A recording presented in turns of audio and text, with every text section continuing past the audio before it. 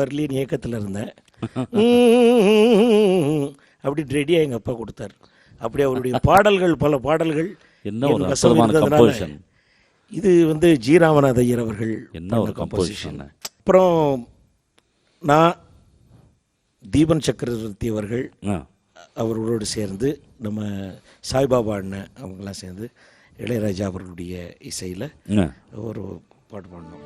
பஸ்ஸே பஸ்ஸின் கலரே கரலில் பலவிதத்து மலரே மலரும் இவ்விடத்தில் இளரே அடியார்கள் உன்னை தேடி வந்தோம் அருள் புரிவாய் அப்படின்னு ஆரம்பிச்சு ஹம்சத்வனி ராகத்துல வா மச்சி மச்சி வா மச்சி மச்சி